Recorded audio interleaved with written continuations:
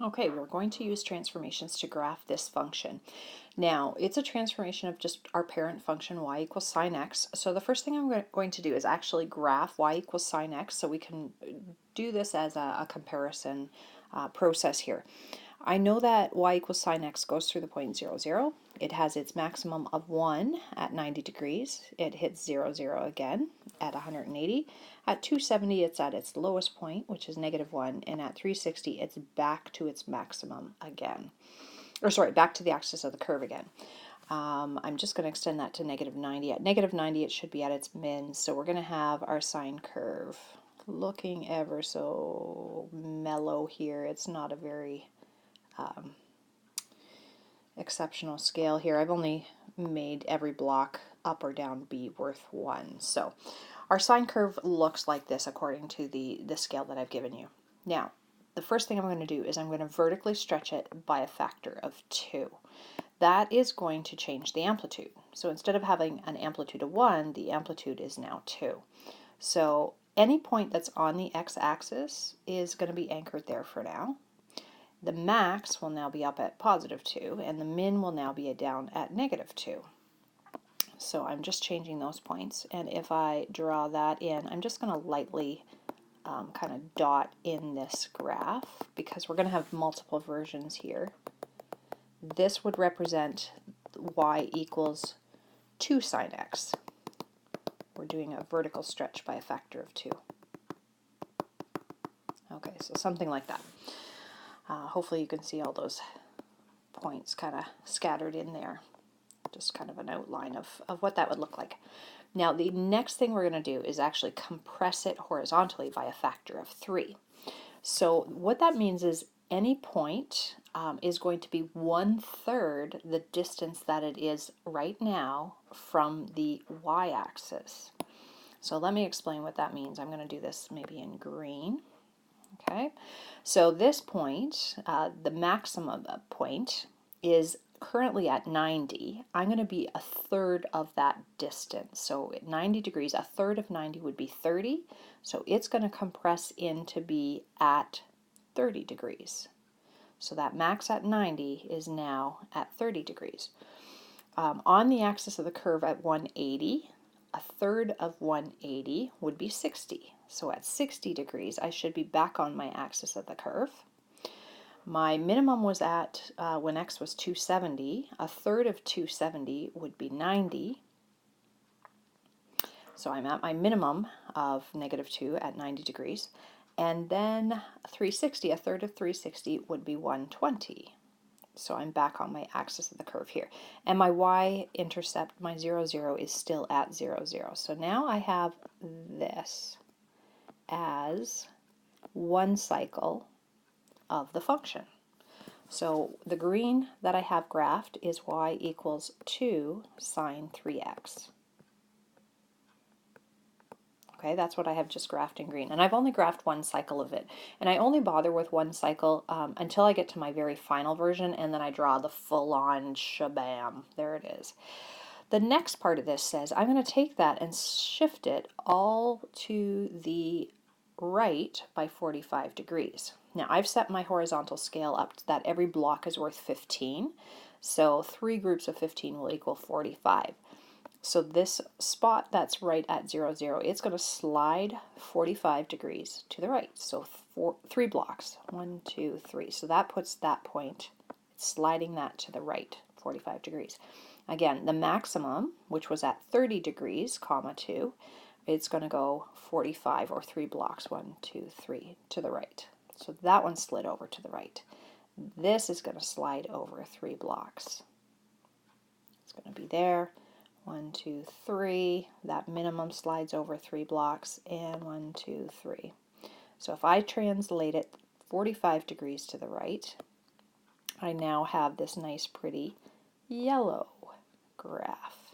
Okay, so what I have now in yellow is y equals 2 sine of 3x minus 45. And I only have one more translation to do. I need to take that graph, the yellow one, and slide it down 1. So I'm going to slide all those 5 major points there, important points, down 1 unit. So this one slides down 1. My maximum, 1, 2, 3. Ooh, did I miscount something? Oh no, there it is. No, yep. No, there it is. Okay, I see it. I'm getting all confused now. This is why I'm using my different colors here. But everything is going, those 5 critical points there. I call them anchor points. They kind of define the shape or anchor my curve. My slide down is this. So I now have 1 cycle of the final curve of y equals 2 sine 3 x minus 45 minus 1. Okay, now I'm just going to reproduce the next few cycles of it so that I can span the entire grid. Now I'm noticing those 5 anchor points are just 2 blocks away from each other. So 2 blocks to the right of my 1.12, I should be at my maximum, which now is at positive 1. I should be back on my axis of the curve 2 blocks later. 2 blocks later I should be down at my minimum, so my amplitude is 2, and back on the axis of the curve at negative 1. Maximum, 2 blocks, axis of the curve, minimum, and so on. So I just then can follow the pattern for my final cycle and just keep repeating it. And then we have our pretty little graph. And I do the same in the other direction here, just to span the entire grid.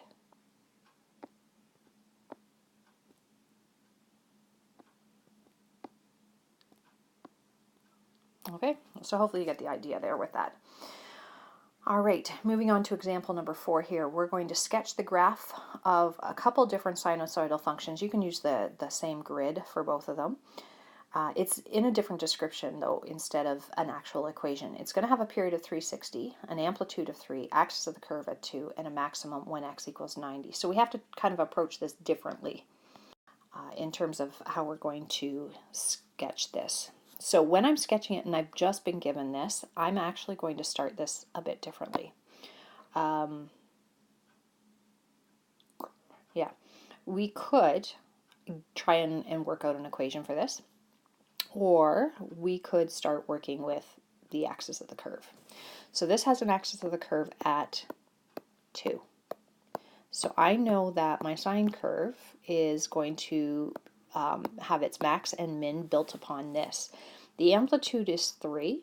So my second thing, if I have an axis of the curve at 2 and my amplitude is 3, my maximum value would be 2 plus 3, or 5, and my minimum value would be 2 minus 3, which is negative 1. It also has a maximum at 90 degrees. So that tells me a point on my curve, the maximum, which I said would have to be 5, happens at 90 degrees.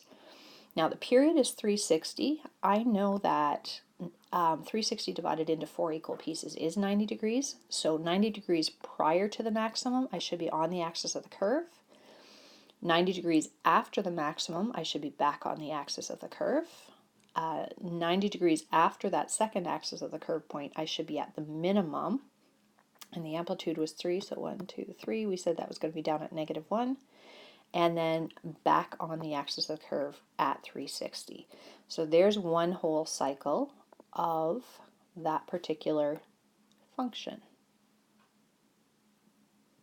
Okay, and then of course we can just kind of start to extend, heading that direction and heading this direction. I would be 90 degrees away, so that's going to be actually at the minimum there. Okay, so that would be part A. Part B, the period this time is 180. The axis of the curve is at negative 3. So I'm going to just kind of sketch in where that axis of the curve will go. It's going to be at negative 3. The maximum is at 45, comma, negative 1. So 45 degrees, comma, negative 1 would be here. So that's telling me my amplitude. That distance here is 2. Now, if I take 180 degrees, and if I divide that by 4, 180 degrees divided by 4, that gets me how far apart those critical or anchor points are. So that's a divide, not a subtract sign there. Oi, now I made a mess. I'm making a mess. I don't think, once I erase that, I don't think you guys get to see the mess I made on the video. I think it just pretends it never happened, which is unfortunate sometimes, because sometimes the messes I make are kind of crazy. All right, so 45 is what we get when we take 180 and divide it into 4 equal pieces. So that means 45 degrees prior to the maximum, I should be on the axis of the curve. 45 degrees after the maximum, I'm on my axis of the curve. 45 degrees after that, I should be down at my minimum, which would be 2 units away from my axis of the curve. And 45 after that, I'm back on the axis of the curve. So there's my one cycle with a period of 180 degrees. The axis of the curve is at -3, and it had a maximum of 45 degrees, comma, -1. And then I can just do what I did before and extend that 1, 2, 3 up to the maximum. 1, 2, 3, axis of the curve. 45 degrees later, I'm at my minimum.